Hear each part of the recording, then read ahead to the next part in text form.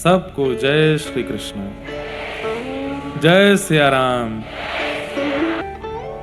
बंधुओं, कल्याण की परिभाषा सब लोगों की अलग अलग है, पर मैं अपनी स्पष्ट रखता हूं। मेरा कल्याण क्या है कि वो मुझसे रीझ हैं, बस वो प्रसन्न हो जाएं, मिलें, मुझे स्वीकार करें, इतनी योग्यता मेरी नहीं।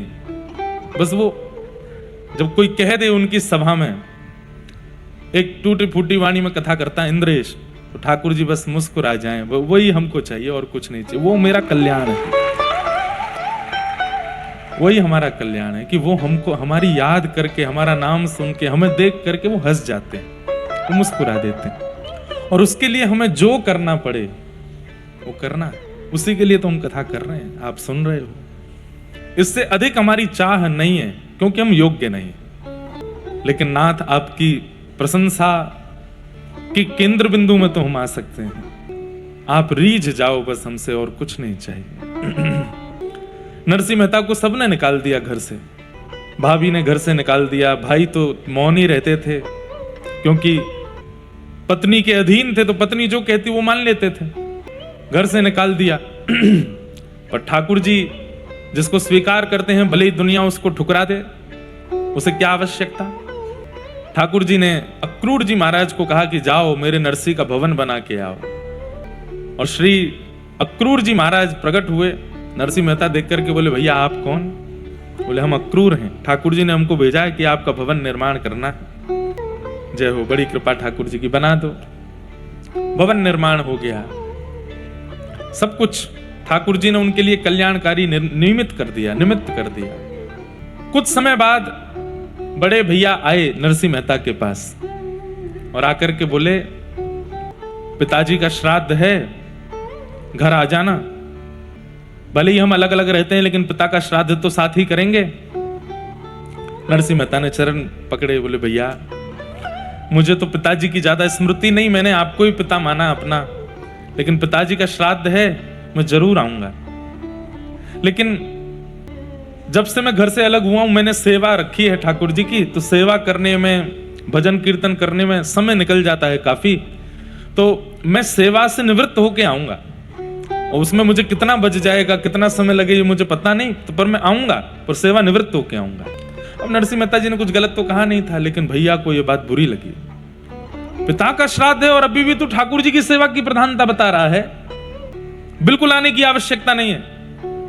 मेरा तेरा भाई का संबंध भी आज मैं नष्ट करता हूं। अरे पिता का श्राद्ध है, अभी भी वो ठाकुर की सेवा करके आएगा? नहीं, मेरा वो मतलब नहीं भैया, सेवा ठाकुर जी आपके लिए जड़ होंगे, मेरे लिए तो सचल हैं, उनको तैयार करके सेवा करके तभी तो आ पाऊंगा। जा मुझे ज्ञान मत दे, बैठा रहे घर, हम अकेले कर लेंगे, और बिल्कुल आने की आवश्यकता नहीं। नरसिंह मेहता अपनी पत्नी से बोले, अब क्या करें? भैया बुरा मान गए, तो बोले, अब तुमने मन से तो कहा नहीं, लेकिन एक बात सुनो, हैं तो आपके पिता भी जिनका श्राद्ध है, आप अपने घर पे कर लो। अब भैया मना कर गए स्पष्ट कि मत आना, जाओगे तो और विवाद होगा, श्राद्ध में विघ्न हो जाएगा, आप अपने पिता का श्राद्ध यहीं घर पे ही कर लेना। जाओ अपने कुल गुरु को बुला के ले आओ। नरसिंह मेहता अपने कुल गुरु के पास गए, जाकर के कहा, पिताजी का श्राद्ध है। बोले, हमने तो तुमको वंश से निकाल दिया, हमने तो तुमको जाति से निकाल दिया, अब क्यों आए हो तुम? बोले, भले ही मैं जाति से अलग हूं, लेकिन पिताजी तो मेरे आपकी जाति के ही हैं, उनका श्राद्ध करवाने आ जाइए। कुल गुरु जी बोले, हमने तो आपके बड़े भैया को वचन दिया है, उनके यहाँ जाएंगे और एक बार में एक ही जगह श्राद्ध खाना चाहिए, आपके यहाँ नहीं आ पाएंगे, आप कोई और व्यवस्था कर लो अपनी। नरसिंह मेहता बोले, कोई बात नहीं। दूसरे ब्राह्मण देवता के पास गए, बोले कि हमारे कुल गुरु तो व्यस्त हैं, आप ही करा दीजिए। तो ईर्ष्यालु लोग, ऐसा नहीं है कि आपसे जलने वाले लोग, ईर्ष्या करने वाले लोग मुंह पे ईर्ष्या करते हैं या पीठ पीछे ईर्ष्या करते हैं, वो कई बार कर्म के द्वारा भी ईर्ष्या प्रकट करते हैं। जैसे महाभारत में कथा आती है ना कि भृगु ऋषि को कौरवों ने हाथ पांव जोड़ करके प्रणाम करके कहा कि महाराज आप अपने 1000 शिष्यों को लेकर के पांडवों के पास प्रसाद पाने जाओ, ताकि आपके चरण रज मिलने से हमारे भाइयों का भला हो जाए। अब कह तो रहे हैं कि आपके चरण रज मिलने से हमारे भाइयों का भला हो जाए, लेकिन मन में ईर्ष्या है कि जो 5 लोगों का भोजन नहीं बना पाते, जब 1000 लोगों को लेके ये जाएंगे तो उनको खिला नहीं पाएंगे, और क्रोध में आके ये उनको श्राप दे देंगे। ईर्ष्यालु लोग कई बार दिखाते हैं कि वो आपसे प्रेम बहुत करते हैं, लेकिन उनकी क्रिया में कपट होता है। जैसे कोई हिमालय की यात्रा पर गया, अब हिमालय यात्रा करके आया, आपके मन में आया मैं भी जाऊं, तो आपने उससे पूछा भैया कैसी रही यात्रा, तो उसने मन में सोचा अगर मैं यहीं बैठे बैठे बता दूंगा तो ये सतर्क हो जाएगा और ये जाएगा नहीं, इसलिए ऐसा बताओ कि ये खुद भी चख करके आवे मजा। अरे बड़े आनंद आए। कौन कहता है दुर्गम? बिल्कुल दुर्गम नहीं था, इतने बढ़िया रोड बना दिए सरकार ने, क्या ऐसे गाड़ियां घूमती हैं, बिल्कुल गड्ढे नहीं, बिल्कुल मोड़ नहीं, और भीड़ तो होती ही नहीं है, बिल्कुल सर्राटे से गाड़ी जाती है, पहुंच जाते हैं। सर्दी का तो कोई एक जैकेट लेके जाना, बस उसी में काम हो जाएगा तुम्हारा। सामने वाले व्यक्ति को इतना कॉन्फिडेंशियल ले लेते हैं, फिर वो जब जाता है प्राण बचा कर क्या, तुमने तो भाई बहुत कहा था कि बहुत, बोले अब आया आनंद, मुझे बस लगा कि मैं बता दूंगा तो तू सतर्क हो जाएगा, तो खुद देख कर क्या। ईर्ष्यालु लोग ऐसे भी होते हैं।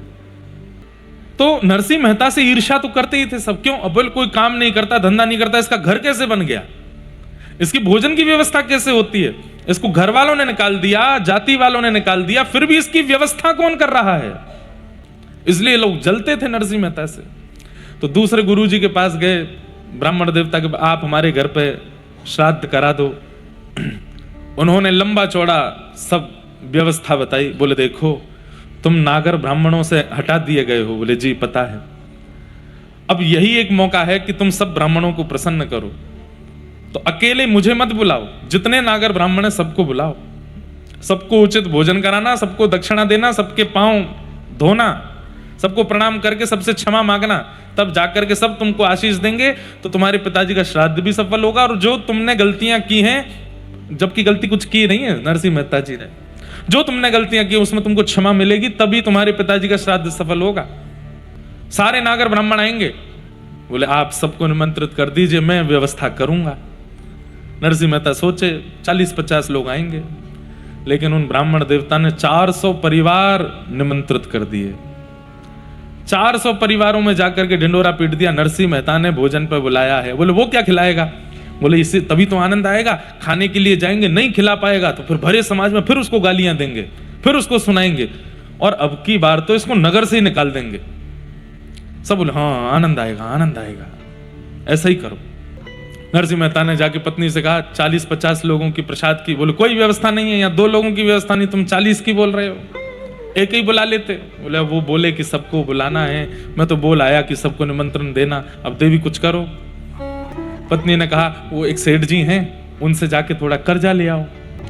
ठीक है मैं जाता हूं, बाकी तुम व्यवस्था रखना। बोले हाँ। सेठ जी के पास गए। बोले सेठ जी कुछ व्यवस्था कर दीजिए, हम आपको दे देंगे धीरे धीरे। अच्छा, नरसिंह मेहता कीर्तन करते थे, कीर्तन में कोई कुछ देने का प्रयास करता था तो नरसिंह मेहता जी रखते नहीं थे, कोई दे भी देता था तो तुरंत भंडारा कर देते थे। या फिर कभी कोई देने की इच्छा रखता तो नरसिंह मेहता कहते उनसे हमने इतना लिया है, आप उनको दे आओ, अपने पास नहीं रखते थे। अकिंचन, निष्किंचन। तो सेठ जी के पास जाकर के नरसिंह मेहता बोले पिताजी का श्राद्ध करना है, आप थोड़ी सेवा कर दो। सेठ जी बोले कर दूंगा, पर बदले में हमको क्या मिलेगा? बोले मैं धीरे धीरे चुका दूंगा, ब्याज भी लगा देना आप। सेठ जी बोले हमको देखो ब्याज सहित चुकाने की आवश्यकता नहीं, आप तो जितना लोगे उतना चुका देना, बाद में उससे पहले ब्याज के रूप में हमको कुछ और दो। बोले क्या? कीर्तन सुनाओ। बैठ के थोड़ा कीर्तन सुना। नरसिंह मेहता बोले मैं कीर्तन सुनाने लगा तो फिर मैं उसमें विलीन हो जाऊंगा, तल्लीन हो जाऊंगा। पिताजी का श्राद्ध है, ब्राह्मण देवता आ रहे होंगे।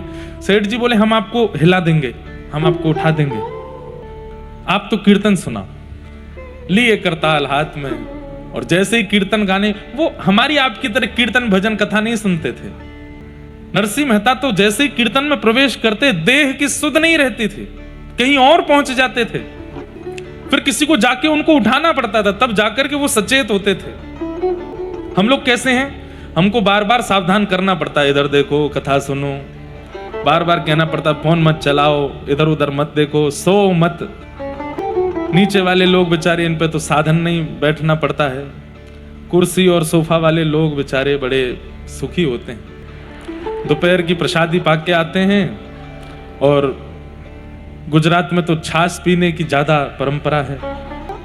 ऐसी छाछ पी के आते हैं कि सोफा मिला नहीं, कथा सुन तो नहीं नीचे बैठने वाले, हमको क्या फायदा। लो झोंका मार लो। हम लोगों को बार बार उठाना पड़ता है कि भाई कथा सुनो, कीर्तन सुनो, भजन करो। नरसिंह मेहता कैसे हैं, उनको उठाना पड़ता है कि संसार भी देखना है, कीर्तन में ही मत रहो। बंधुओं, कभी आपने विचार किया संतों के, महापुरुषों के, वैष्णवों के चेहरे में ऐसा कौन सा आकर्षण होता है कि हम हजारों रुपया खर्च करके भी इतने सुंदर नहीं दिखते और वो बिना साबुन लगाए भी इतने बढ़िया क्यों लगते, क्यों लगते?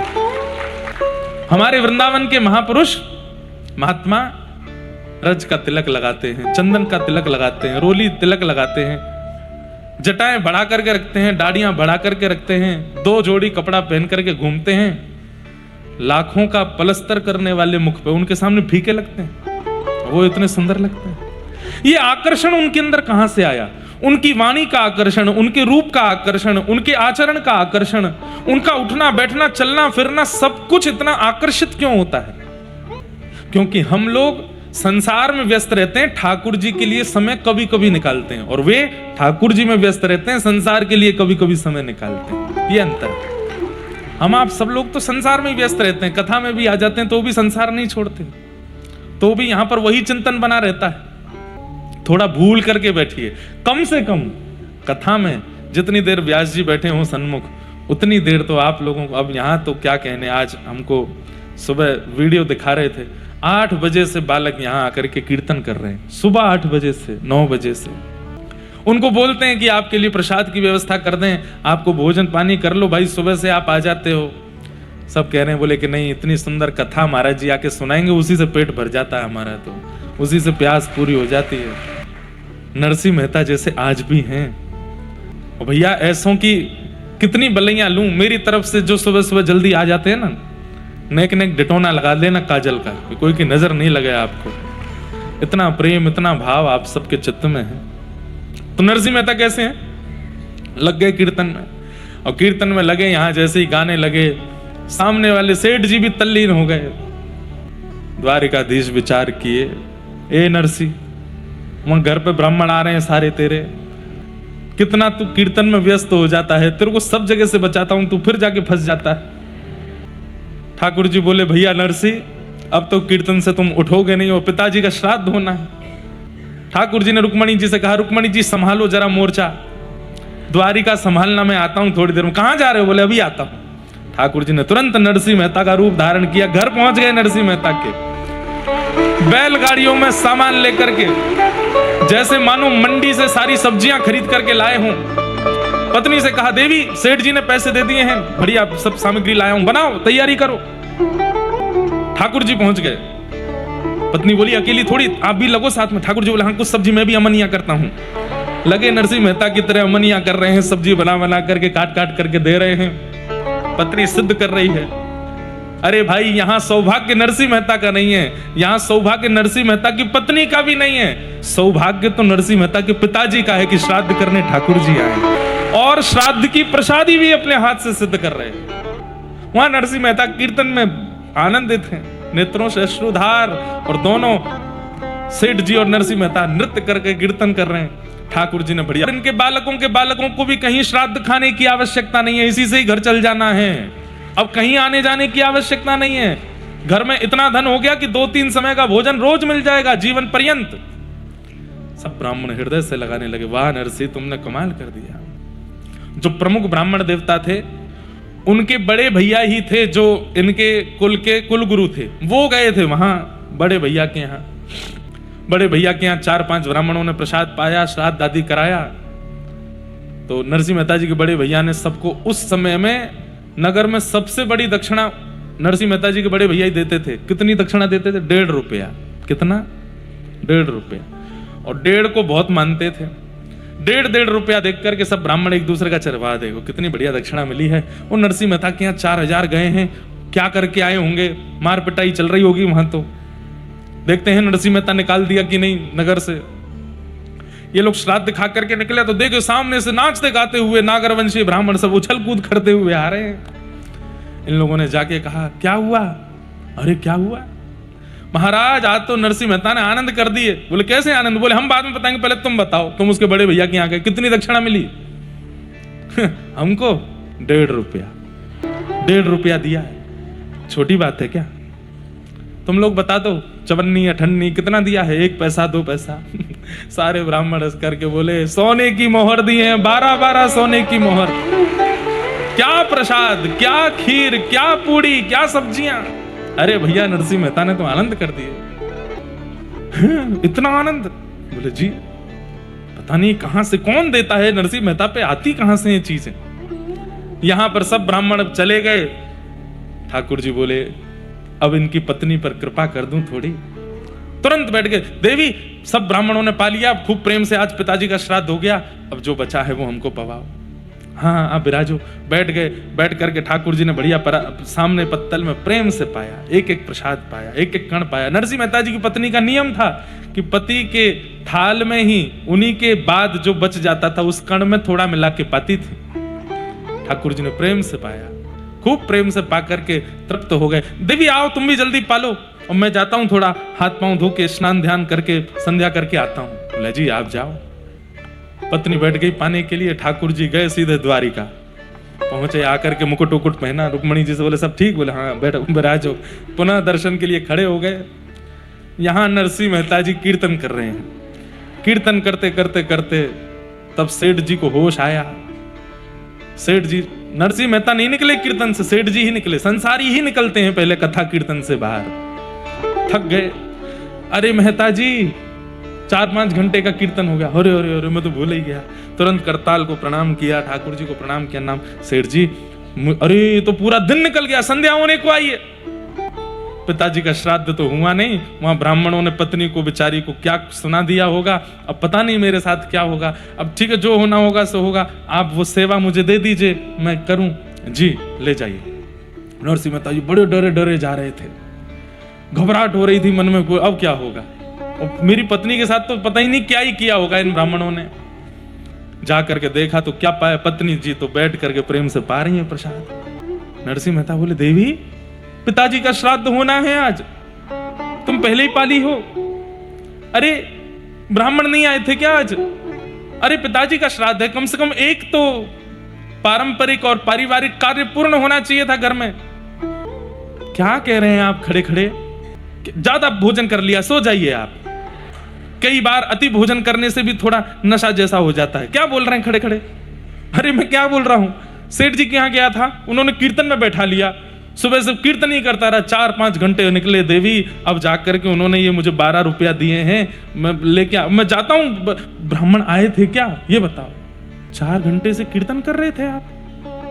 हाँ नरसिंह मेहता की पत्नी है, भक्ति तो उनके चित्त में भी है। नेत्र सजल हो गए, रोंगटे खड़े हो गए, दौड़ करके गई, चरण पकड़ लिए।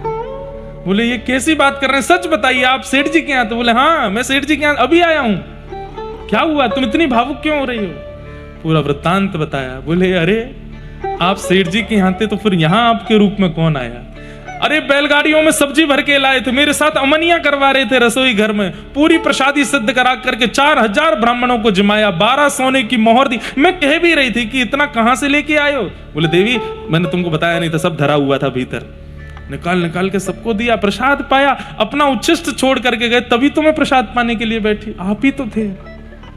नरसिंह मेहता समझ गए, बोले कि मैं नहीं हूं, ये तो करुणा निधान है, ये तो दीन बंधु द्वारिकाधीश आए थे। हाथ पांव कांपने लगे नरसिंह मेहता के। कहां बैठे थे मेरे नाथ? वो जगह दिखाने लगी, इधर बैठे थे। नरसिंह मेहता उस स्थान को ही वंदन करें। कहां चल रहे थे? बोले इधर चल रहे थे। उस रज को प्रणाम करें। किधर किधर प्रसाद पाए थे? यहाँ। अरे देवी तुम मुझे थोड़ा प्रसाद दो, उनका उच्छिष्ट है, मैंने भी इसमें से खा लिया है। कोई बात नहीं, तुमने खाया तो क्या, ठाकुर जी का प्रसाद तो प्रसाद है, दो। दोनों नरसिंह मेहता और उनकी पत्नी एक ही थाल में प्रसाद पाने लगे, नित्यों से अश्रुपात करने लगे। जय हो दीन बंधु, जय हो दीनानाथ, जय हो द्वारिकाधीश, आपकी बड़ी कृपा, इतना अनुग्रह, इतनी करुणा मुझ पर करके आप आज गए हैं। तो भले ही जगत निंदा करता था नरसिंह मेहता की, ठाकुर जी यश गाते, जिनके यहां स्वयं किशोरी जी पधारती हैं, वो बड़भागी। हमें ऐसा बड़भागी बनना है, कोई और प्रतिष्ठित आवे नहीं आवे, प्रतिष्ठा भी जिनको देख करके लज्जित होती है, ऐसी प्रतिष्ठा के मूर्तिमंत स्वरूप ठाकुर जी कभी हमारे घर आओ। और एक बात मेरी बहुत ध्यान से सुन लीजिए, नित्य तिलक स्वरूप लगाने वाले जितने भी यहां बैठे हैं, जो नहीं लगाते उनसे प्रार्थना शुरू करो, और जो लगाते हैं वो ध्यान से सुनो। जब आप लोग सुबह सुबह स्नान ध्यान करके अपना स्वरूप तिलक करते हो, वास्तव में आप नहीं करते हो, ठाकुर जी ही आपके हस्त कमल में बैठ के अपना चिन्ह पधराते हैं। कल रात्रि एक निवास पर गए थे, वहां राघव जी की सेवा, और छोटे से जैसे हमारे लड्डू गोपाल होते हैं ऐसे ही लड्डू राघव जी छोटे से राघव जी, और जैसे ठाकुर जी के पास वंशी होती है उनके पास धनुष बाण रखा था छोटे से। तो ऐसे स्वरूप देख करके, सेवा देख करके, बंधुओं एक बात बोल दें आपको, आपके घर का वातावरण प्रवेश करते ही बता देता है कि इस घर में सेवा होती है कि नहीं होती। इस घर में ठाकुर जी प्रधान है कि व्यक्ति प्रधान है। कई जगह ऐसी होती है कि घरों में जाकर के लगता है कि व्यक्ति प्रधान है, ठाकुर जी तो किराए पे रह रहे हैं यहाँ पे, और कई घरों में जाकर के ऐसा लगता है ठाकुर जी मुखिया हैं, ये लोग किराए पे रह रहे हैं यहाँ पे। ठाकुर जी की भाव से होती है सेवा, और यही होना चाहिए कि ठाकुर जी प्रधान हो घर में, उनको पूछ करके प्रसादी। अभी मैं बंबई में था, पुणे के एक हमारे भक्त हैं, कथा सुनते हैं, दीक्षा भी ली, आए, बोले महाराज जी हमने एक नई युक्ति की है, दोनों पति पत्नी जॉब करते हैं, पर हम सोचते हैं कि सेवा हम ज्यादा नहीं कर पाते, तो हम एक बार में ही सुबह जल्दी उठ करके ठाकुर जी की पूरी सेवा करते हैं। और उसमें भी आपने कथा में कहा कि राग, भोग और श्रृंगार, तीन में से कोई भी एक निपुण होना चाहिए, या तो राग में निपुण हो, या श्रृंगार में निपुण हो, या भोग में निपुण हो, किसी एक चीज में तो परिपूर्णता आनी चाहिए। ठाकुर जी को सुंदर सुंदर गा करके सुना सको तो बहुत अच्छा। अगर आप कहो कि महाराज जी कंठ इतना अच्छा नहीं, वाद्य बजाने आते नहीं, तो अपने श्रृंगार को अच्छा करो, अच्छा अच्छा श्रृंगार करो। आप कहो ठाकुर महाराज जी श्रृंगार भी नहीं हो पाता हमसे, तो कम से कम भोग तो अच्छा धराओ ठाकुर जी को, कोई एक चीज तो बढ़िया करो। तो उन्होंने कहा महाराज जी हमने भोग की सेवा अच्छी कर ली है घर में। मैंने कहा कैसे करते हो? तो बोले हम 30 दिन की 30 सामग्रियां लिखते हैं पर्चियों में, और 30 पर्चियों को मोड़ करके एक कटोरा में धरते हैं ठाकुर जी के पास, और उसमें सुबह का बाल भोग, एक ही पर्ची में बाल भोग, राजभोग और शयन भोग, 3 भोग लिखते हैं अलग अलग, 30 दिन के अलग, एक भी रिपीट नहीं होगा। और ठाकुर जी के आगे वो धर देते हैं। रोज सुबह श्रृंगार आदि करने के बाद में फिर उसमें से एक पर्ची उठाते हैं, उसमें जो लिख करके आता है वही ठाकुर जी की प्रसादी बना के उनको पवाते। स्वेच्छा से नहीं, ठाकुर जी की इच्छा से, उनकी जो इच्छा है वो पवाएंगे। ऐसे ठाट होने चाहिए ठाकुर जी के।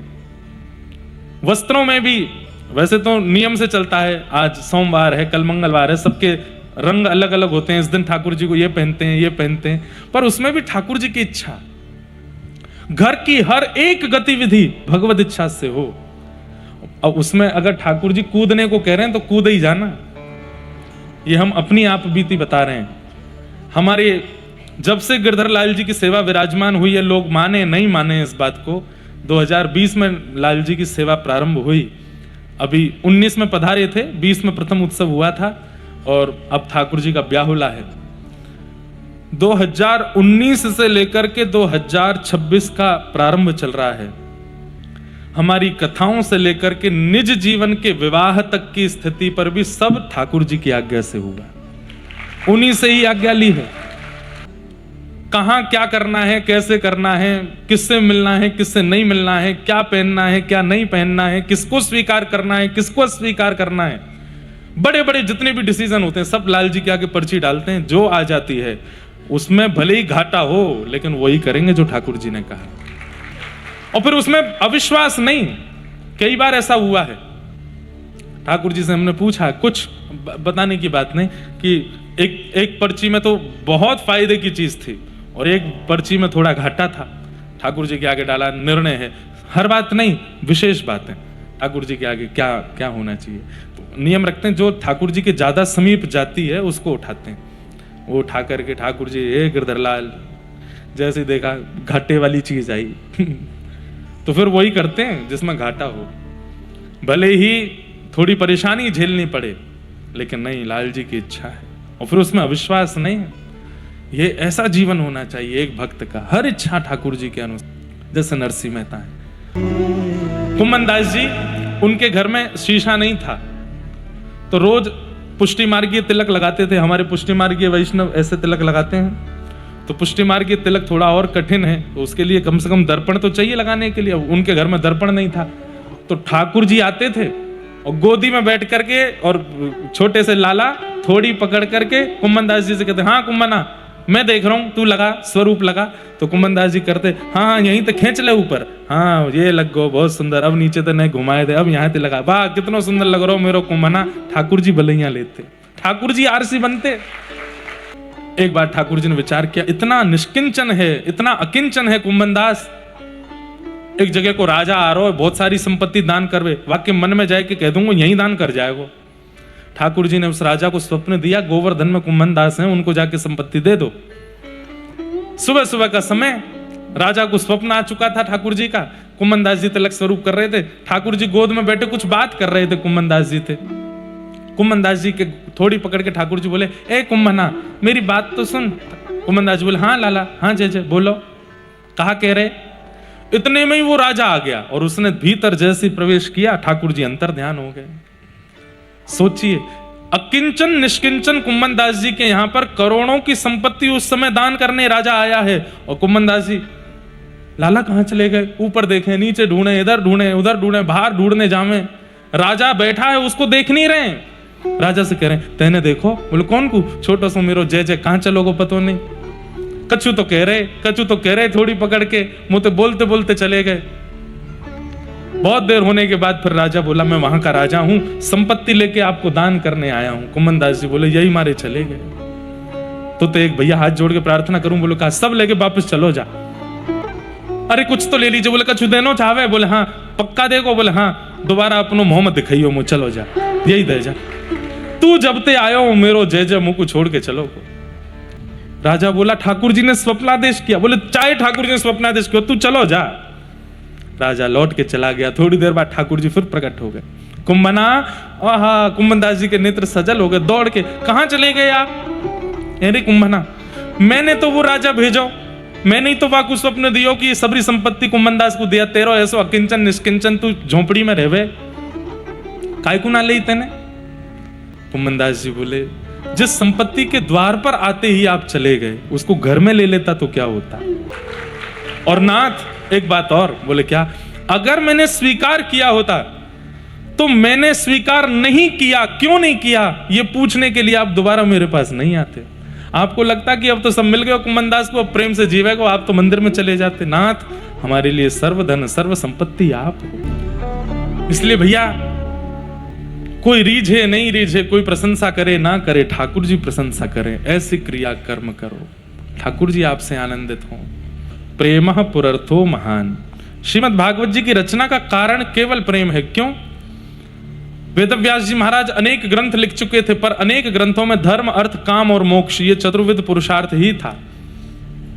तब नारद जी महाराज ने आके कहा, जिसको धर्म नहीं चाहिए, जिसको अर्थ नहीं चाहिए, जिसको काम नहीं चाहिए, जिसको मोक्ष भी नहीं चाहिए, हमारे व्रज में गाते हैं, मुक्तियु नौनसी खारी लागे। काके हमारे व्रज में मुक्तियु नौनसी खारी लागे। ठाकुर जी की सेवा के आगे हमें मुक्ति नहीं चाहिए। आपको भागवत जी का वास्तविक प्रत्यक्ष दृष्टिगोचर रूप दिख जाएगा। क्यों? धर्म, अर्थ, काम और मोक्ष, इन चारों की कामना ब्रजवासियों को नहीं होती। बहुत ध्यान से सुनिएगा। सबसे पहला आता है धर्म। धर्म में कई नियम बताए गए, पर उन नियमों का पालन करना पूरे विश्व के लिए आवश्यक है। ब्रजवासी नहीं करते। देखना हो तो कभी ग्रहण पर जाना। हमारे वृंदावन में ग्रहण काल के समय खाना वर्जित है, सोना वर्जित है, पीना वर्जित है, आदि आदि सब काम वर्जित है सबके लिए। लेकिन आप जब वृंदावन में जाएंगे और हरिदासियों से मिलेंगे तो क्या देखेंगे? ग्रहण काल पर 56 भोग चल रहे हैं, उनके प्रसादी चल रही है धुआंधार। और महाराज, हमारे वृंदावन में तटीय स्थान है, वहां तो भंडारा होता है। तो वो कहते हैं, भैया तुम ग्रहण काल है, काय को खा रहे हो? बोले अरे ग्रहण ना है। बोले तू ना जाने, चंद्र ग्रहण होता है। तो वो कहते हैं, बोले चंद्रमा कौन है? बोले चंद्रमा हमारी श्री जी हैं। और बोले बात चंद्रमा के ऊपर ये कालो कालो आयो श्याम सुंदर आयो है, आज श्री जी पर श्याम सुंदर आए, हमारे भंडारा होएगो। हमारा ब्रजमंडल धर्म से परे बातें करता है। इसलिए कई धार्मिक लोग ब्रजवासियों की बात सुन करके कभी कभी डिबेट करने आ जाते हैं, ये कैसे हो सकता है? पर भाई वो ब्रजमंडल है, वहां दीन बंधु दीनानाथ जगत नियंता जगदाधार परमात्मा वैकुंठ वासी भगवान को भी जब घोड़ा बना करके मधुमंगल चल सकते हैं, छछिया भरी छाछ पे नाच नचायो, जहां पर बड़े बड़े देवता भी स्तुति कर करके हैरान हो जाते हैं, ठाकुर जी आंख खोल के नहीं देखते हैं उनकी ओर। छछिया कहते हैं, ये हाथ के बीच वाले हिस्से को सीधा हाथ करके जो ये गड्ढा बनता है इसको छछिया बोलते हैं। और इतने गड्ढे में जितनी छाछ आ जाती है, कितनी छाछ आती है, 10-5 बूंद आ जाती होगी, इतनी सी छाछ पर व्रज की गोपियां ठाकुर जी को नचा देती हैं। लाला पिएगो? बोले हाँ पीऊंगा, पहले नाच के दिखा। छछिया बरी छाछ पे नाच नचाए। तो धर्म से परे चलते हैं प्रेमी। अच्छा, ब्रजवासी बार बार कहूंगा तो कई लोग हो सकता है मुझे ही कटघरे में खड़ा कर दें। मैं प्रेमियों की बात कर रहा हूं। जो प्रेमी होता है वो कई बार धर्म से विलग, और प्रेमी भैया ये छोरा छापरी वाले मत समझियो, आजकल वाले मत समझियो, वो प्रेमी नहीं है। प्रेमी तो ठाकुर जी से जो करते हैं वही है, बस उन्हीं को प्रेमी कहते हैं। बाकी संसार में स्त्री पुरुष आदि आदि जो आपस में एक दूसरे से उनका संबंध है उसको प्रेम नहीं कहते, वो प्यार हो सकता है। भक्त का भक्त से प्रेम हो सकता है, भक्त का भगवान से प्रेम हो सकता है, तीसरा कोई और प्रेम का संबंध नहीं होता। बाकी सब स्वार्थ लाग करहीं सब प्रीति। तो जो प्रेमी हैं वो धर्म से कई बार विलग चले जाते हैं, और धर्म के विलग स्थिति में भी उनका प्रेम स्वीकार्य होता है। एक कथा आती है, एक बार संतों की जमात जा रही थी दर्शन करने के लिए ठाकुर जी का। तो रात्रि में एक घर के बाहर बढ़िया आंगन था, वहीं रुक गए। वो आंगन और वो घर किसी वैश्या का था। वैश्या ने संतों को जब देखा तो उसके मन में भाव आया कि मैं हूं तो नगर वैश्या, लेकिन आज संत मेरे द्वार पर आए हैं तो क्यों ना मैं सेवा करूं।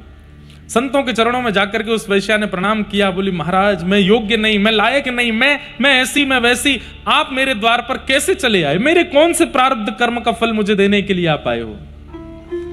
अरे देवी, अब प्रारब्ध कर्म तुम्हारा क्या ये तो हम नहीं जानते, ठाकुर जी की इच्छा थी तो हम रुक गए यहां पर। तुम कौन हो? मैं नहीं बताऊंगी, क्योंकि मैंने सत्य बताया तो आप चले जाओगे। संत बोले नहीं जाएंगे, बताओ ना कौन हो तुम? उसने कहा मैं इस नगर की वैश्या हूं। मुख्य साधु जो थे वो तो बैठे रहे, बाकी सब खड़े हो गए अपना झोला लेकर के। चलो चलो चलो, पुण्यम पापम अपवित्र पवित्रो वा स्रवावस्थांगतो पिवा। सब लोग अपने ऊपर जल छिड़कने लगे, लेकिन गुरुजी जब तक नहीं उठेंगे हम कैसे जा सकते? शिष्यों ने कहा गुरुजी चलें? नहीं महाराज, इसका अन्न जल, इसका आंगन, इसको देखना भी हमारे लिए हमारे पुण्यों को नष्ट करेगा, भजन नष्ट कर देगा। महाराज आप क्यों बैठ रहे हैं? बोले यदि पुण्य नष्ट होने ही हैं तो हो जाएं, ठाकुर जी ने यहां बैठाया है तो इस पर कृपा करने के लिए बैठाया। हम साधु केवल इसलिए बने हैं कि जो दक्षिणा दे, जो माला पहनावे, जो प्रणाम करे, जो नियम से रहे, उसका ही खाना है। जो व्यभिचार में है, जो कहीं ना कहीं भटक गया है, उसको सुधारना हमारा कर्तव्य नहीं है। वो कितनी दीनता से, कितने भाव से प्रणाम कर रही है, और तुमको उसकी क्रिया दिखाई दे रही है, तुमको उसका भाव नहीं दिख रहा। देखो बेटी, हम तुम्हारा अन्न स्वीकार नहीं कर सकते, हम तुम्हारा जल भी नहीं पी सकते, हम तुम्हारी कोई भी सामग्री नहीं ले सकते, क्योंकि उसमें पवित्र क्रिया से कमाई गई वस्तु नहीं है। लेकिन भूखे भी कैसे रहें? अब तुम्हारे द्वार पर आए हैं तो। उसने कहा मुझे बताइए ना, क्या करके मैं कौन सा प्रायश्चित करूं जिससे कि आप मेरे घर का कुछ स्वीकार करें? तो उन संत ने कितनी अच्छी युक्ति बताई। बोले एक हो सकता है। बोले क्या?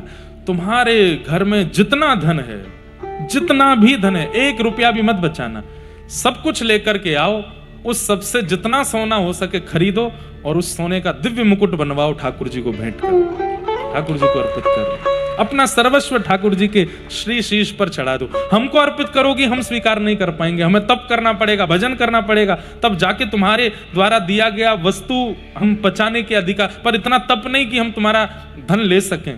ठाकुर जी तो स्वीकार करेंगे। वो तो रोम रोम पुलकित हो गया। और दूसरी क्रिया, अब इस क्रिया को छोड़ो, अब तो अपना शेष जीवन ठाकुर जी के भजन में लगाओ। बोलो मुझे स्वीकार है। उस वैश्या ने अपना घर बेच दिया, उसके पास जितना धन था सबसे सोना खरीद करके एक दिव्य मुकुट निर्माण कराया। संतों ने कहा अब इस मुकुट को लेकर के हम जाएंगे मंदिर में, ठाकुर जी को अर्पित करेंगे। नाचते हुए संत जन जा रहे हैं, सिर पर मुकुट लेकर के। मंदिर में पहले ही पहुंचा दिया था संदेश कि हम दिव्य मुकुट ठाकुर जी को अर्पित करने ला रहे हैं, और वो वैश्या सबसे पीछे चल रही है। बस उन संतों की प्रसन्नता को देख करके ही वो आनंदित हो रही है। उसको लग रहा है कि इतने सारे ठाकुर जी ही नृत्य कर रहे हैं मानो। संत ने जब उस वैश्या को देखा तो बोले अब तुम पवित्र हो गई हो, हमारी इच्छा है कि मुकुट लेकर के तुम जाओ मंदिर के अंदर। अब तुम मुकुट लेके, बोले मैं अधिक नहीं, अब तुम सब पवित्र हो चुकी हो। बंधुओं, व्यक्ति अपने दुष्कर्म का जिस दिन मन बुद्धि और क्रिया से त्याग करता है, उसी दिन ठाकुर जी उसको क्षमा कर देते हैं उसके पूर्व के किए हुए पाप से। दो बातें हैं, एक तो पूर्व के पाप को या पूर्व की क्रिया को स्वीकार करके उसके प्रति कोई प्रायश्चित्त भाव रखे, और दूसरा उस क्रिया को पुनर्ना करने का संकल्प ले ले। ठाकुर जी इतने में ही क्षमा कर देते हैं, बस अब मुझे याद ही नहीं कि तुमने पहले किया क्या था, भूल गया मैं, इतने से ही प्रसन्न हो जाते हैं। ताली तो बजाइए आपने, पर याद रखना है इस बात को कि आप सबको पता है कि मेरा ऐसा कौन सा कर्म है जिससे ठाकुर जी नाराज हो सकते हैं। उस क्रिया का संकल्पबद्ध होकर के त्याग करो कि नाथ दोबारा नहीं करूंगा, और इसका जो प्रायश्चित होगा या जो दंड होगा वो मुझे अगले 7 दिन में आप दे दीजिए, मैं वचन देता हूं दोबारा नहीं करूंगा। ठाकुर जी क्षमा कर देते हैं, उसी समय भूल जाते हैं। मैं तो भूल गो, तेने कहा कियो, मुझे याद ही ना है, ठाकुर जी भूल जाते हैं। वैश्या को कहा अब ठाकुर जी विस्मृत हो गए, तुम लेके चलो मुकुट। जैसे ही वो वैश्या सिर पर एक थाल में मुकुट लेकर के जाने लगी, पर ठाकुर जी भी परीक्षा की अवधि कभी कभी बढ़ा देते हैं। पुजारी सब खड़े हो गए द्वार पर, हम इस वैश्या को भीतर नहीं घुसने देंगे, इसके द्वारा निर्मित मुकुट पहना रहे हैं, यही बहुत बड़ी बात है। आपने इसका स्पर्श करा दिया, इसके सिर पर धर के ला रहे हो, इसको पूरी सवारी निकलवा के इसके हाथों से मुकुट नहीं पहनेंगे ठाकुर जी। तो साधु ने जाकर के पुजारियों से बड़ी शास्त्रार्थ किए, हर तरीके से कैसे भी बोली यही पहनाएगी ठाकुर जी को मुकुट। अंत तो गत्वा पुजारी हार मान गए, सब ने द्वार खोल दिया, बोले ठीक है अब चलो। जैसे ही वो वैश्या भीतर प्रवेश करने लगी, उसी समय उसको मासिक धर्म हो गया, रुक गई वहीं, तुरंत मुकुट नीचे धर दिया, हाथ जोड़ के बोली शायद ठाकुर जी ही नहीं चाहते हैं मेरे हाथ से मुकुट धारण करना। आपने तो बहुत प्रयास किया कि मैं कैसे भी पवित्र हो जाऊं, हर प्रकार से मैंने सब कुछ किया, धन लगा दिया, ये कर दिया, घर बार बेच दिया, जीवन का पूरा का समर्पण ठाकुर जी के नाम के प्रति कर दिया, पर देखिए ना ये अभी ही होना क्यों आवश्यक था, ठाकुर जी शायद स्वीकार नहीं करना चाहते। साधु के नेत्रों में आंसू आ गए, बोले ठाकुर जी संसार निष्ठुर हो गया, ये सब ब्राह्मण निष्ठुर हो गए, साधु भी निष्ठुर हो गए थे, पर आप निष्ठुर हो गए, ये मुझे समझ नहीं आ रही बात। ये तो आपके हाथ की बात थी, आप चाहते तो इसको पवित्र ही रहने देते, फिर ये क्यों हुआ? जब उस साधु के नेत्रों से अश्रु जल गिर करके नीचे पृथ्वी पर गिरे, तभी क्या देखते हैं, दिव्य तेज प्रकट हुआ, और मंदिर में जो विराजमान ठाकुर जी थे वो स्वयं चल करके बाहर आ गए, और बाहर आकर के सिर झुका करके बोले इस वैश्या के हाथ से ही मुकुट पहनूंगा, ये पहना दे। ऐसी अवस्था में उस वैश्या ने अपने हाथ से मुकुट उठा करके ठाकुर जी के शीश पर धारण कराया और वहीं प्राण त्याग दिए, ठाकुर जी में विलीन हो गए। जब व्यक्ति प्रेम की पराकाष्ठाएं पार कर जाता है तो कहीं ना कहीं पाबंदी और धर्म की जो एक प्रकार से कहते हैं परकोटा है, वो लांग जाता है व्यक्ति, और लांग नहीं जाता, ठाकुर जी लंगवा देते हैं। हम सबको धर्म के अधीन रहना चाहिए, पर कई बार प्रेम की अवस्था ऐसी ठाकुर जी के प्रति हो जाती है कि वो उससे ऊपर चले जाते हैं, प्रेमी धर्म से ऊपर उठ जाता है। दूसरा है अर्थ, प्रेमी को अर्थ की इच्छा भी नहीं होती, आकाश वृत्ति से रहता है। आकाश वृत्ति किसको कहते हैं? आकाश वृत्ति कहते हैं कोई खिला जाएगा तो खा लेंगे, कोई पहना जाएगा तो पहन लेंगे, कोई दे जाएगा तो बैठ जाएंगे, कोई पिला देगा। ये आकाश वृत्ति से भी कई महापुरुष रहते हैं, हमारे व्रजमंडल में असंख्य महापुरुष आकाश वृत्ति से रहते हैं, उनकी भरपाई ठाकुर जी ही करते हैं। कौन खिलाता है कौन देता है कुछ नहीं पता। प्रेमी को अर्थ की भी इच्छा नहीं होती, धर्म की इच्छा नहीं, अर्थ की इच्छा नहीं, प्रेमी की कोई कामना नहीं होती, कोई कामना नहीं, धर्म अर्थ काम, और सबसे बड़ी बात प्रेमी को मोक्ष की भी इच्छा नहीं है, मुक्ति नहीं चाहिए। अब इस विषय में तो बोलना बहुत कुछ आ सकता है कि प्रेमी व्यक्ति धर्म अर्थ काम मोक्ष से ऊपर उठ जाता है। हमारे बिहारी जी में आरती होती है बिना घंटी के, घंटी नहीं बजती बिहारी जी में, कभी जाओ आरती होती है, पूछो क्यों नहीं होती? पूरे ब्रह्मांड में बिना घंटी की आरती नहीं होती, बिहारी जी में घंटी नहीं बजती। लाला है छोटा सा, घंटी बजाएंगे तो डर जाएगा। लो धर्म से परे की बात।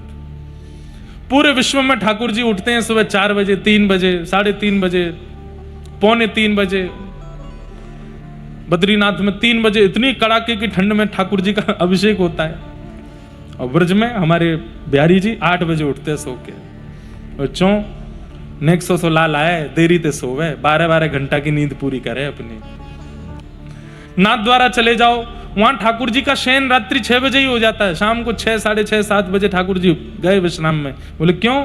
बोले जब नंद भवन में ठाकुर जी रहते थे, नंदरानी यशोदा आदि के समय पर ठाकुर जी इसी समय सोते थे, और कम से कम 12 घंटा ठाकुर जी की नींद होनी चाहिए। 4 बरस के लाला हैं, 6 बजे सो जाते हैं, सुबह 5-6 बजे उठते हैं। फिर धर्म से ऊपर की चर्चाएं, प्रेम धर्म से ऊपर ले जाता है। नारद जी महाराज वेदव्यास जी से कह रहे हैं, नयद वचस चित्र पदम हरेर यशो जगत पवित्रम प्रगणित करहिचित तद्वायुषम तीर्थ मुशंति मानसा नयत्र हंसा निर्मुक्त शिक्षया।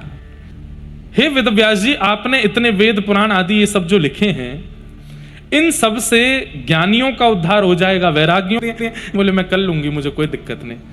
इतना सब कुछ उनके साथ में अनुचित परिवार में हो गया, उसके बाद भी ठाकुर जी की सेवा नहीं छोड़ी। एक दिन बड़ी बूढ़ी माता जी फिसल गई तो पैर टूट गया उनका भी, तो घर आसपास के लोग उनको उठा करके ले गए अस्पताल। डॉक्टर ने पूरा चेक वेक किया, बोले माता जी हड्डी टूट गई है आपकी, पलस्तर लगाना पड़ेगा। बोले नहीं नहीं, जाने तोड़ो वही जोड़ेगा। बोले किसने तोड़ा है? बोले मुझको वापस लेके चलो बताती हूँ। बोले अरे सूज जाएगा पैर, टूट गई है हड्डी। बोले लेके तो चलो। वापस मंदिर में लेके आए, चतुर्भुज भगवान थे, उनके सामने खड़ा किया मैया को, पैर टूटा हुआ है। मैया बोली एक पत्थर लेके आओ। कोई पत्थर लेके आयो तो पत्थर उठा के बोली ठाकुर जी से, मेरो पैर तोड़ दियो तेने, अब मैं तेरो पैर तोड़ूंगी। पहले मेरो ठीक कर, नहीं तो तेरो तोड़ दूंगी। तेने मेरो पति छीन लियो, बेटा छीन लियो, तब भी मैंने तेरी सेवा ना छोड़ी, और तेने आज मेरो पाम तोड़ दियो, अब ही तोड़ू। सब बोले अरे मैया क्या कर रही हो? इतने में ही कड़क करके आवाज आई, मैया को पाम सीधो है। ठीक है ठाकुर जी ने कर दियो। आप लोग इससे प्रेरणा लेकर के कुछ मत करना। बुखार आ जाए तो ठाकुर जी कोई एसी के सामने रुक जाते हैं ना, मुझे बुखार चढ़ाया तो ये भी चढ़ेगा, अब आप नहीं करना।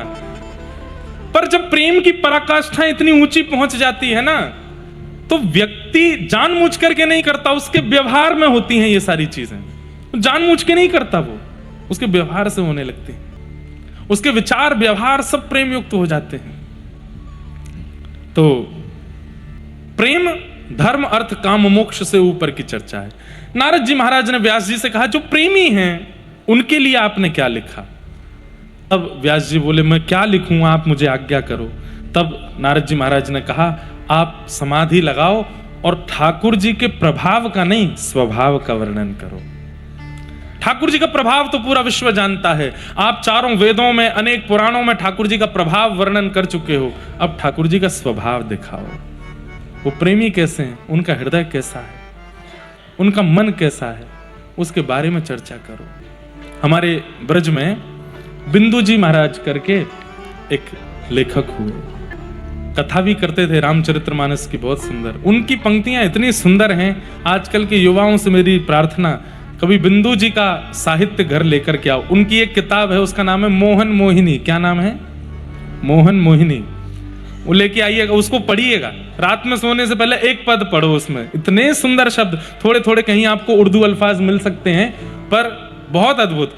उनकी एक व्याज स्तुति है। व्याज स्तुति किसको कहते हैं? व्याज स्तुति कहते हैं छेड़ते हुए स्तुति करना, किसी को छेड़ते हुए स्तुति करना, किसी को थोड़ा चिढ़ाते हुए स्तुति करना, उसको व्याज स्तुति कहते हैं। अभी मुझे बहुत प्रिय लगती है। ठाकुर जी से शिकायत कर रहे हैं, क्या? हे नाथ अब आप बदल गए हो, आप पहले बहुत अच्छे थे, सतयुग त्रेता द्वापर में अच्छे थे, कलयुग में भी नरसिंह मेहता मीराबाई के समय तक अच्छे थे, हमारे समय पर आप बदल गए हो। प्रेम पुरर्थो महान, प्रेम के प्रेमियों के लिए भागवत जी का निर्माण किया वेद व्यास जी ने। समाधि नानुस्मर तद्व चेष्टितम, समाधि लगा करके वेद व्यास जी महाराज ने श्रीमद् भागवत की रचना की। तत्पश्चात भागवत संहिता को अपने पुत्र श्री सुखदेव जी को प्रदान किया, और सुखदेव जी ने यही कथा परीक्षित को सुनाई।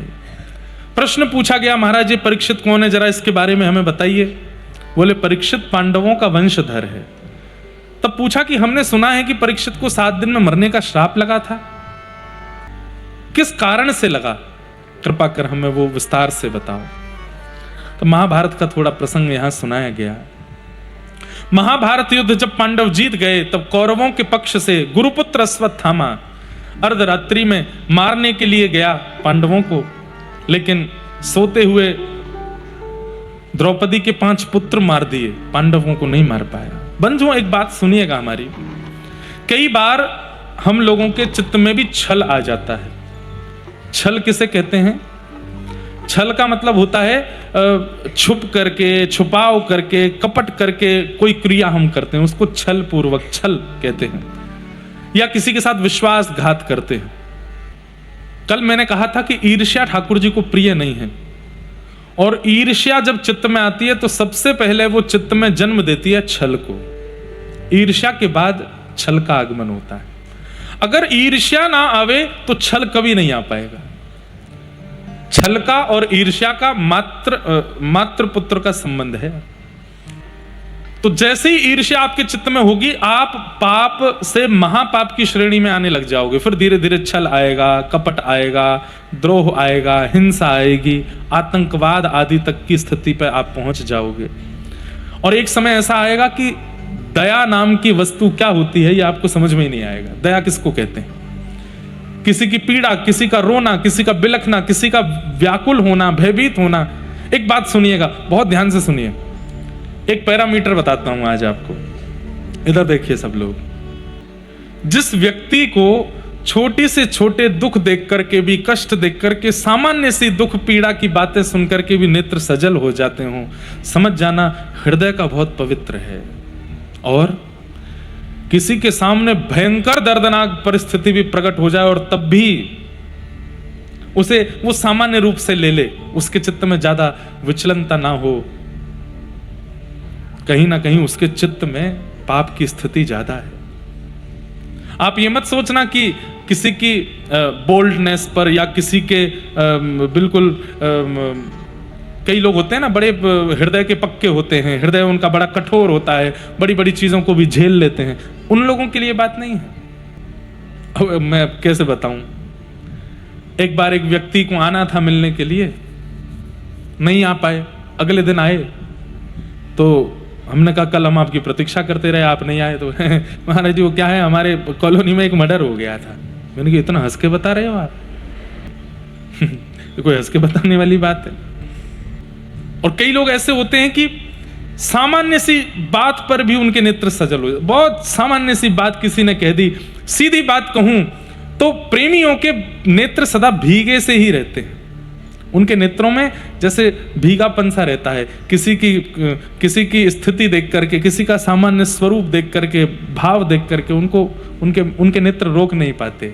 ऐसे लोग प्रयास करें और भक्ति मार्ग चुन लें तो ठाकुर जी जल्दी मिल जाएंगे। क्यों? क्योंकि उनकी स्थिति प्रेम की ज्यादा है। कठोर हृदय वाले जो होते हैं, बड़ी से बड़ी घटना घट जाती है उसमें भी हंसते रहते हैं, खिलखिलाते रहते हैं, कोई उनको ज्यादा फर्क पड़ता नहीं। उनको भी बहुत समय लगेगा भगवत दर्शन करने में। ये पैरामीटर है दया का। जितनी ज्यादा दया करुणा चित्त में है, ठाकुर जी उतनी जल्दी मिल सकते हैं। जितनी दया करुणा का अभाव चित्त में है, किसी पर दया होती ही नहीं है, आती नहीं। कई लोग दया भी कैसे करते हैं पता है? कृपा के रूप में। कैसे? कृपा के, समझ रहे हैं मेरी बात? वो दूसरे पर दया करते हैं तो कहते हैं चलो यार रख लो, कोई बात नहीं, कृपा जैसी कर रहे हो।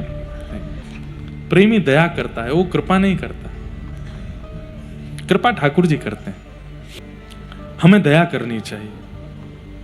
हाँ, संतों से, वैष्णवों से, आचार्यों से हम इच्छा कृपा की करें कि हम पे कृपा करो, पर उन्हें भी दया ही करनी चाहिए। वो दया ही करें। दया की अधिकता और दया की शून्यता हमारी हृदय की स्थिति और भगवत प्राप्ति में कितना विलंब होगा इसको बताती है। अपनी दया की पराकाष्ठा नापिए कितनी है। हारने के बाद भी कौरवों को चैन नहीं पड़ा। गुरुपुत्र अश्वत्थामा गए और रात्रि में सोते हुए 5 पांडवों की जगह द्रौपदी के 5 पुत्र मार दिए। पता चला कि ये तो द्रौपदी के 5 पुत्र हैं, तो बड़ी ग्लानि हुई, लेकिन भगवान पांडवों को बचा ले गए। प्रातः काल का समय हुआ, द्रौपदी को पता चला कि मेरे पुत्र मार दिए, निर्दोष पुत्र मार दिए। बहुत रोई। अर्जुन ने प्रतिज्ञा ली कि मैं तेरे बालकों के हत्यारे को जीवित नहीं छोड़ूंगा। जैसे तैसे अश्वत्थामा को पकड़ लिया, पकड़ करके सन्मुख प्रकट किया और कहा, यही है तेरे बालकों का हत्यारा। द्रौपदी देख ले, और तू चाहे तो तू बता, वही दंड इसको दूंगा। तेरे निर्दोष बालकों को इसने मारा है। एक मां को अपना पुत्र बहुत प्रिय होता है, संतान बहुत प्रिय होती है। पिता भी अगर संतान को मारते हैं उसके गलती पर, तो थोड़ी देर बाद मां को गुस्सा आ जाता है। वो कहती है, अब मत कहिए कुछ भी, ठीक है गलती हो गई, अपराध हो गया, अब मत कहिए।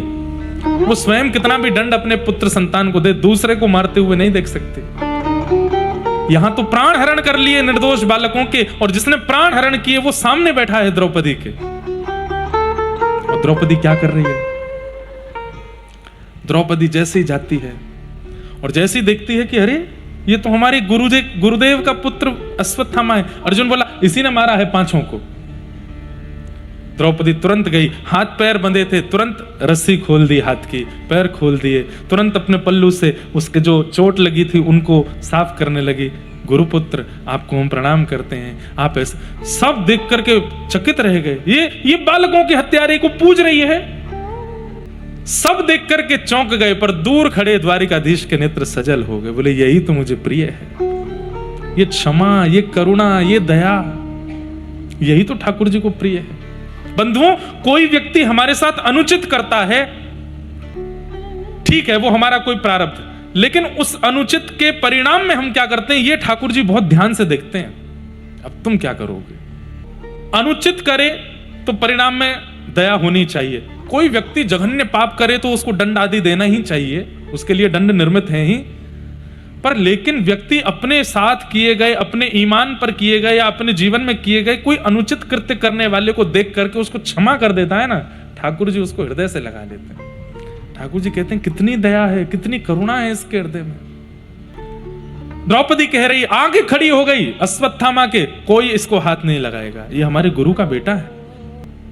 और इसको ना मारने का एक कारण नहीं है, अनेक कारण बता सकती हूं मैं। ये गुरु पुत्र है इसलिए इसको नहीं मारना चाहिए, गुरु का ऋण है हमारे ऊपर। अरे आप सब योद्धा हैं, आप सब हाथ में धनुष बाण लेकर के खड़े हैं, गुरुदेव की कृपा है। उन गुरु का ऋण तो हम चुका नहीं पाए, कम से कम उनके पुत्र को तो नहीं मारे। दूसरा, हम क्षत्रिय हैं और ये ब्राह्मण है, इसको मारने का हमारा अधिकार नहीं है।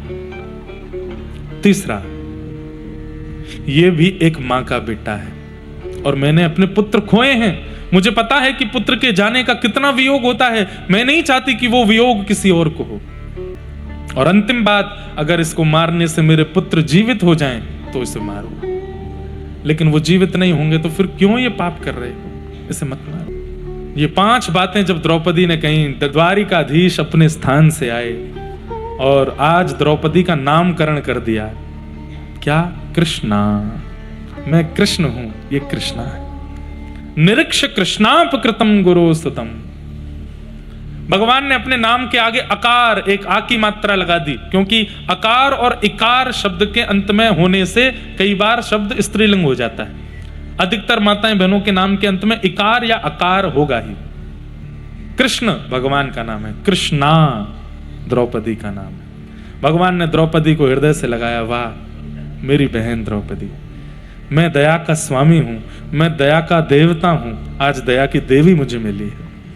भगवान ने द्रौपदी को करुण भाव से हृदय से लगाया। लेकिन असली परीक्षा तो अर्जुन की हो रही है, क्योंकि अर्जुन ने प्रतिज्ञा ली थी कि जिसने मारा है 5 बालकों को उसको जीवित नहीं छोड़ेगा, और क्षत्रिय अगर अपनी प्रतिज्ञा लेके पूरी ना करे तो उसको नरक जाना पड़ता है। भगवान ने द्रौपदी को गले लगाया और गले लगा के लौटते लौटते सीधे कान में बोल गए अर्जुन को, ए अर्जुन, अपनी प्रतिज्ञा मत भूल, तुझे करना है जो वो कर ले। अर्जुन बोला, ये तो बड़ी विडंबना है, बालकों के मां मना कर रही है, बालकों के हत्यारे को दंड देने में प्रथम अधिकार तो मां का है, वो कहेगी तो ही तो करूंगा। ठाकुर जी की ओर देखा, ठाकुर जी बोले, प्रतिज्ञा देख। अर्जुन ने कहा कि द्रौपदी मना कर रही है, बड़े भैया युधिष्ठिर जी से पूछता हूं, ये हां बोल देंगे तो मार दूंगा, ये तो राजा हैं। युधिष्ठिर जी के पास कहा, अब आप राजा हैं, आप आज्ञा कीजिए, मुझे क्या करना चाहिए। नहीं नहीं, मुझे द्रौपदी की बात में सार लग रहा है, मत मारो इनको। ठाकुर जी की ओर देखा, ठाकुर जी बोले, प्रतिज्ञा। क्योंकि जब अर्जुन प्रतिज्ञा ले रहा था उस समय ठाकुर जी रोक रहे थे। प्रतिज्ञा क्रोध में ली जाती है, व्यक्ति प्रतिज्ञा अधिकतर क्रोध में लेता है, निष्ठुर प्रतिज्ञा। और जिस समय अर्जुन प्रतिज्ञा ले रहा था 5 बालकों को मरा हुआ देख के, मैं प्रतिज्ञा लेता हूं कि इन बालकों के हत्यारे को, उसी समय ठाकुर जी ने हाथ पकड़ा, क्रोध में निर्णय मत लो अर्जुन। अर्जुन ने ठाकुर जी का हाथ हटा दिया था। क्रोध में व्यक्ति ये भी नहीं दिखता कि गुरु खड़े हैं, कि पिता खड़े हैं, कि ठाकुर जी खड़े हैं। इसलिए बंधुओं, क्रोध बहुत बुरा है। कभी भी क्रोध में कहीं जाओ, कथा में, मंदिर में और सत्संग में क्रोध में नहीं जाना चाहिए। क्रोध में नहीं, क्रोध अपवित्र करता है हृदय को। जिस प्रकार स्नान करने के बाद में अगर कोई कीचड़ डाल दे तो पुनः नहाना पड़ता है, ऐसे ही शुद्ध हृदय के बाद यदि क्रोध आ जाता है तो आप उतने ही अपवित्र हो गए हैं जितने कीचड़ डलने पे होता है। आपको पुनः शुद्ध करना पड़ेगा अपने आप को। क्रोध में कभी मंदिर मत जाओ, क्रोध में कभी कथा में मत जाओ, क्रोध में कभी सत्संग में मत जाओ। और अंतिम बात, जीवन के कोई भी निर्णय कभी क्रोध में मत लो, क्योंकि क्रोध अपवित्र करता है वाणी को, विचारों को। आप देखो, व्यक्ति बोलता है बड़े सधे हुए शब्द, क्रोध जैसे ही आता है उसके शब्दों में गाली का प्रयोग होना, अपशब्दों का प्रयोग होना प्रारंभ हो जाता है। व्यक्ति विचार बहुत शुद्ध रखता है, लेकिन जैसे ही क्रोध आता है विचारों को दूषित हो जाते हैं, सब चीज अपवित्र हो जाती है क्रोध के आते। और जिन लोगों को बहुत क्रोध आता है, सोच लीजिए आपका नहाना धोना किसी काम का नहीं है, अपवित्र ही रहते हो आप, क्रोध ही करते रहते हो। कुछ क्रोध अच्छे हैं, जैसे मां का पुत्र के प्रति, पिता का संतान के प्रति, उसको सुधारने के लिए, संवारने के लिए, घर के बड़े जनों का छोटे जनों के प्रति, गुरुजनों का शिष्यों के प्रति, मालिक का अपने एम्प्लॉइज के प्रति, उनको संभालने के लिए। हाँ, ज्यादा वो बॉस बन करके करने के लिए क्रोध अच्छा नहीं। किसी व्यक्ति की योग्यता के लिए, किसी व्यक्ति की श्रेष्ठता के लिए किया गया क्रोध अच्छा है, पर इंटेंशनली किया गया क्रोध, चिढ़ करके किया गया क्रोध, किसी को नीचा दिखाने के लिए किया गया क्रोध अच्छा नहीं है। राम जी क्रोध में नहीं है, इसलिए पहले हनुमान जी को भेज रहे हैं, फिर अंगद जी को भेज रहे हैं, फिर किसी और को भेज रहे हैं कि इनसे समझ जाए, और तब भी रावण नहीं माना, तो फिर युद्ध हुआ। यदि क्रोध में होते तो सीधे जाकर के वध ही कर देते। भगवान क्रोध में होते तो पूतना, अघासुर, बकासुर, धेनुकासुर को नहीं मारते, सीधे कंस का वध कर देते, जड़ ही उखाड़ फेंकते, किसी को नहीं आना होता। सबसे ठाकुर जी ने संकेत भिजवाया कंस को कि अब भी समझ जाओ, नहीं माना तो फिर वध किया। हम लोग उल्टे हैं, हम सीधे उस व्यक्ति को ही क्रोध करके निर्णय लेके उसके साथ कुछ अनुचित करने का प्रयास करते हैं। भगवान ने रोका था अर्जुन को कि क्रोध में निर्णय नहीं, तो अर्जुन ने भगवान का हाथ हटाया, मैं प्रतिज्ञा लेता हूं जिसने 5 बालकों को मारा उसको जीवित नहीं छोड़ूंगा। ठाकुर जी बोले फिर देखता हूं मैं तुझे।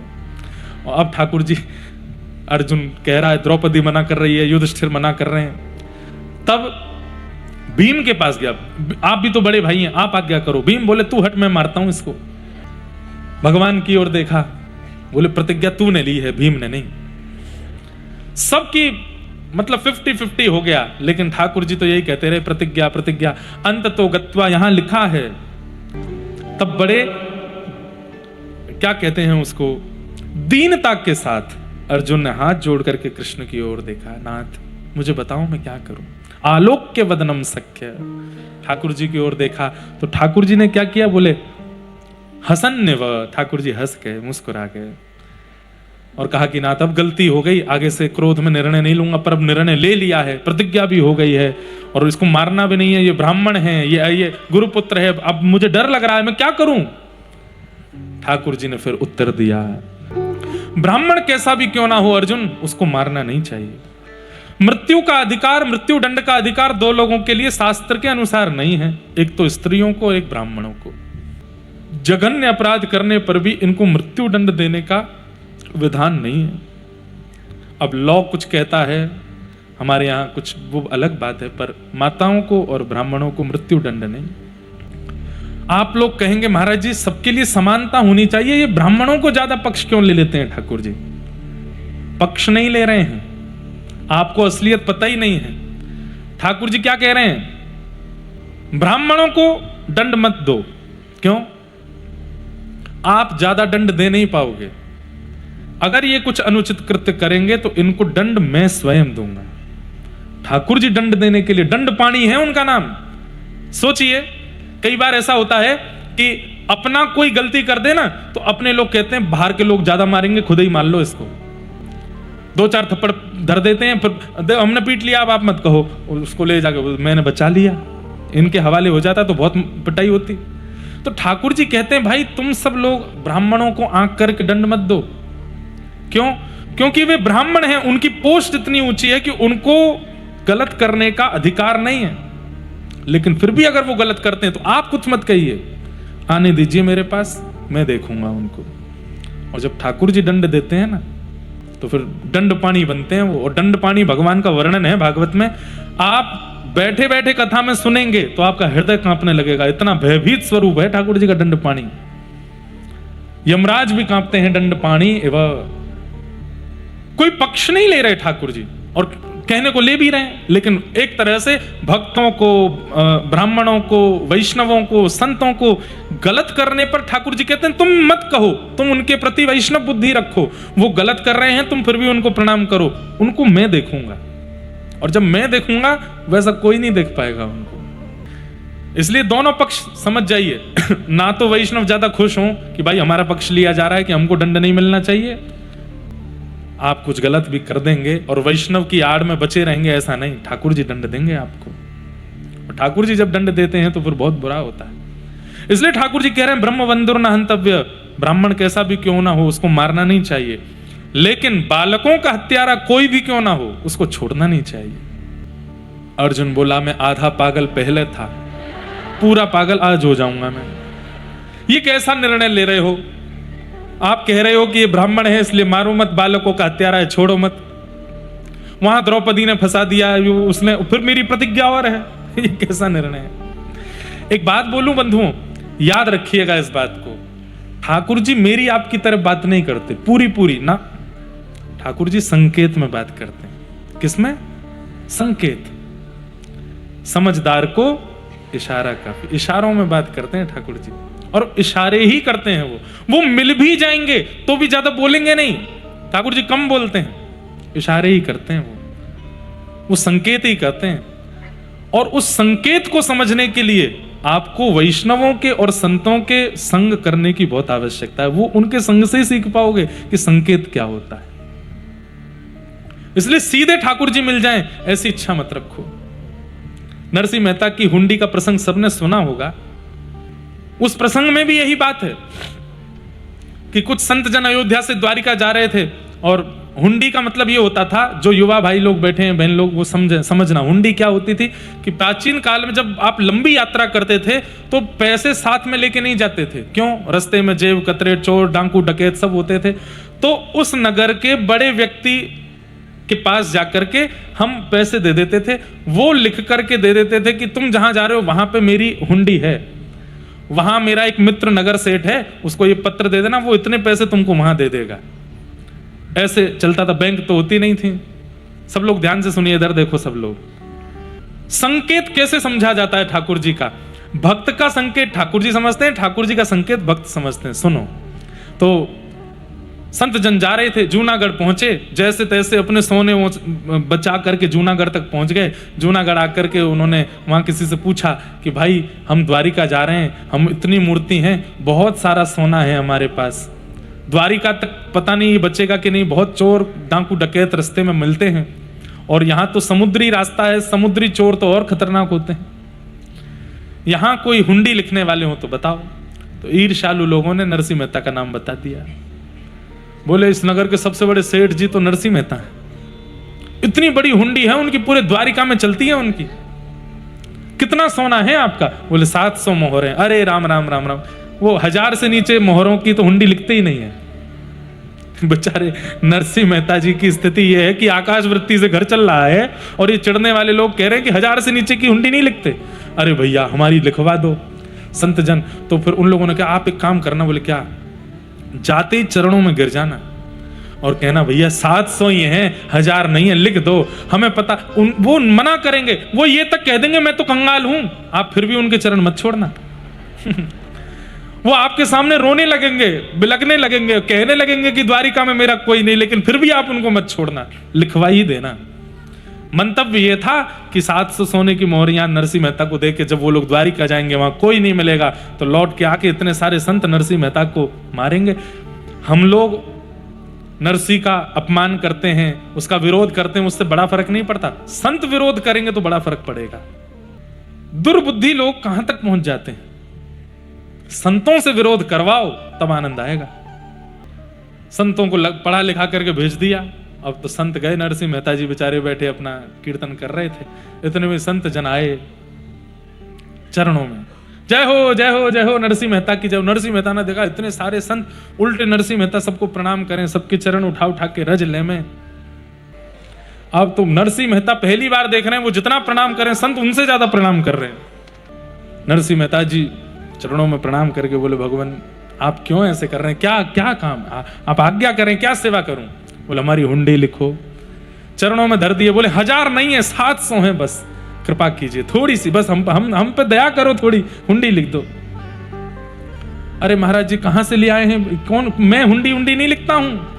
अरे द्वारिका में आपकी हुंडी है बहुत बड़ी, वहां आपके सेठ जी हैं, उनके लिए लिख दीजिए ना कि हमको 700 सोने की मोहर वहीं दे देंगे। संतों का भला कर दीजिए, इतनी दूर से चल के आए हैं, हम द्वारिका जाकर के 700 सोने की मोहर ले लेंगे, वहां पे बढ़िया दान पुण्य करेंगे, आप क्यों ऐसे कर रहे हैं। नरसिंह मेहता बेचारे रात भर बैठे रहे। संत बोले लिखवाएंगे तो आपसे लिखवाएंगे, नहीं तो नहीं, यहां से और कहीं नहीं जाएंगे। नरसिंह मेहता ने खूब प्रयास कर लिए कह कह के कि भैया कुछ भी नहीं है। बोले हमें सब पता है, आप ऐसे कहोगे ये भी हमें पता था, क्या करें। अब संत रोने लगे अंत में, तो अब नरसिंह मेहता से देखे नहीं गए। 700 सोने की मोहर। अब सीखने वाली बात, नरसिंह मेहता बोले आज शाम तक रुक सकते हैं आप लोग। बोले क्यों। बोले कुछ करना है। बोले क्या करोगे। बोले देखिए 700 सोने की मोहर से जितनी सामग्री होनी थी उतनी बाजार से खरीद लाए, आटा दाल चावल, और बढ़िया घर में पूरा एक भी रखा नहीं, सब कुछ 700 सोने की मोहर उन संतों की ले जाकर के सामग्री लाए, बढ़िया बनाया और पूरे जूनागढ़ के संतों को निमंत्रण देके भंडारा करा दिया, सबको पवा दिया और उन संतों को दिखा दिया।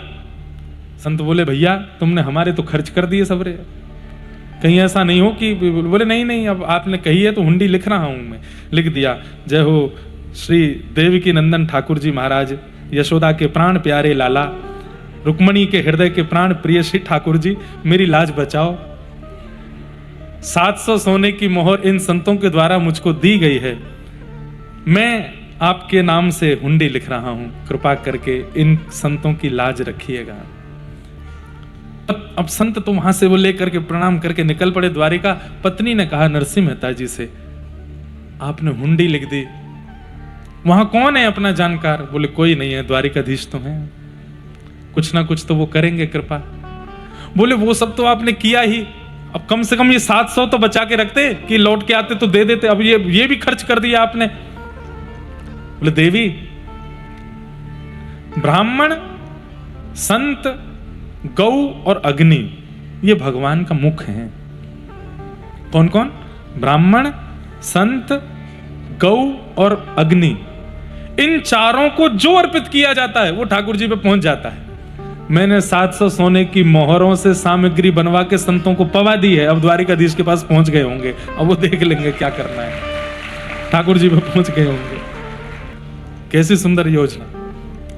यहां संत जन द्वारिका पहुंचे, द्वारिका जाकर के बाजार में ढूंढे, यहां ढूंढे, भैया कहां हैं नरसिंह मेहता के सेठ जी। और नरसिंह मेहता का नाम ही पहली बार सुन रहे थे लोग, कौन नरसिंह मेहता, हम तो नहीं जानते। बोले अरे कोई ने ठग लिया।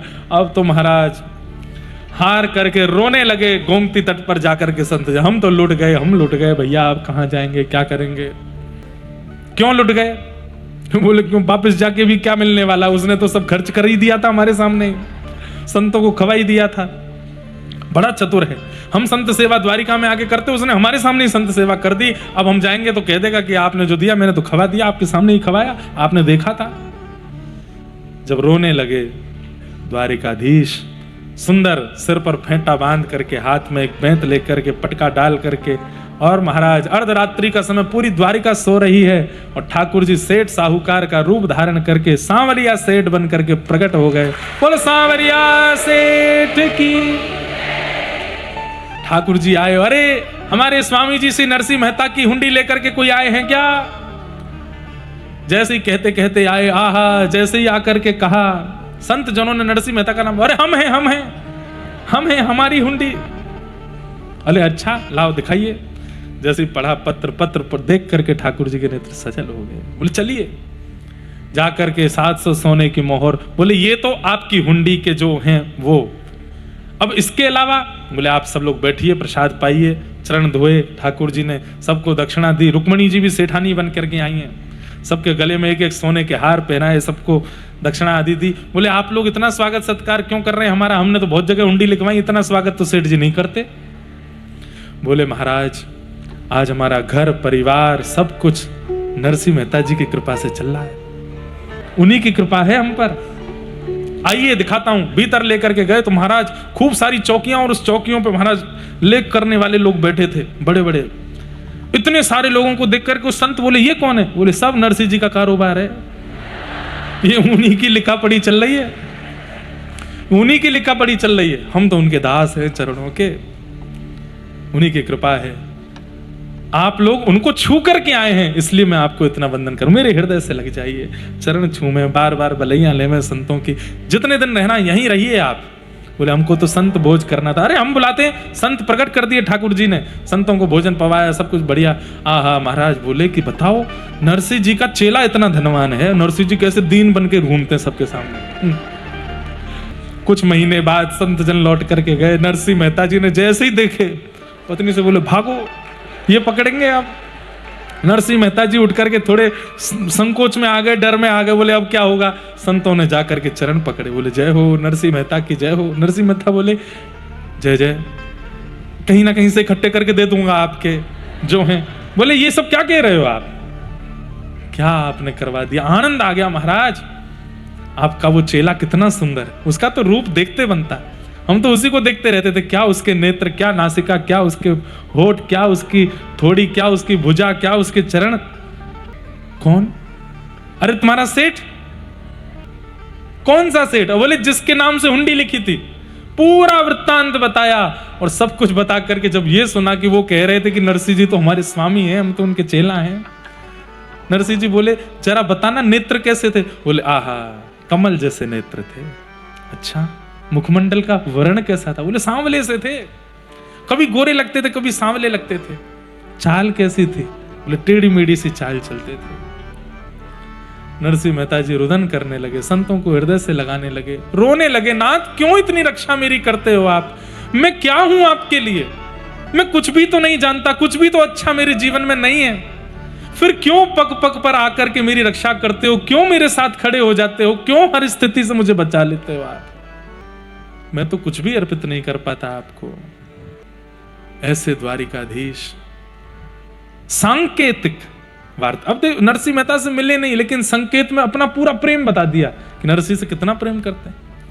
और एक बात बोलूं बंधुओं, जब आपका भजन अतिश्रेष्ठ हो जाता है, ये मैंने अनेक भक्तों के चरित्र पढ़ करके अनुभव किया कि जब भक्त बहुत ज्यादा श्रेष्ठ हो जाता है अपनी भक्ति में, ठाकुर जी उसके आसपास वालों पर कृपा ज्यादा करते हैं, पहले कर देते हैं, और उन आसपास वालों को अनुभव करा करके उसके पास अपने प्रेम का संकेत भेजते हैं। और फिर अंत में जाकर के उस पर भी पहले पत्नी पर अनुग्रह कर दिया, पिता का श्राद्ध कर दिया, अब इन संतों पर अनुग्रह कर दिया।